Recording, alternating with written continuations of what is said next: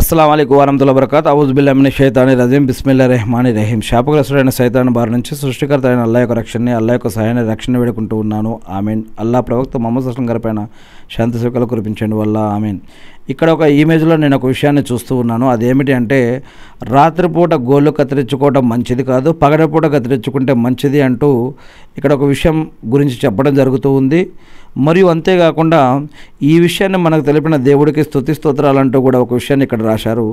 మరి ఇది మరి ఖురాన్ వాక్యమా, హదీసా, ఇంకేదైనా గ్రంథంలో వాక్యమా మనకైతే తెలియదు. కానీ మీకు ఇది సరైనదా కాదా, ఇది ఈ యొక్క విషయం ఎటువంటిది అనేది మీకు ఎవరికైనా తెలిస్తే కనుక కామెంట్ రూపంలో రాస్తే కనుక మనం కూడా తెలుసుకోవడానికి ప్రయత్నిద్దాం.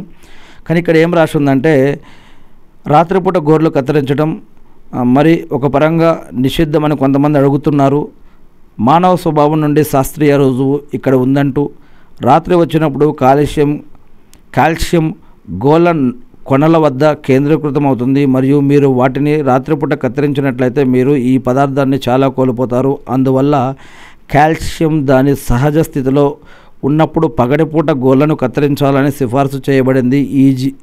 ఈ జీవికి ఏది ప్రయోజనం చేకూరుస్తుందో మరియు ఏది హాని చేస్తుందో తెలిసిన మనిషి యొక్క సృష్టికర్త అయిన దేవునికి మహిమ కలుగునుగాక. కాబట్టి అతనికి ప్రయోజనకరమైనది చేయమని ఆజ్ఞాపించాడు మరియు అతనికి హానికరమైన దాని నుండి చేయడాన్ని నిషేధించాడు అంటూ ఇక్కడ ఒక వాక్యాన్ని మనం చూస్తూ ఉన్నాం. మరి ఇది ఎంతవరకు సరైనదో కాదో మనకైతే తెలియదు. కానీ దీని గురించి ఎవరికైనా ఏమైనా తెలిస్తే కనుక మీరు కామెంట్ రూపంలో కనుక తెలిస్తే ఈ యొక్క విషయం గురించి మనం తెలుసుకోవడానికి ప్రయత్నిద్దాం.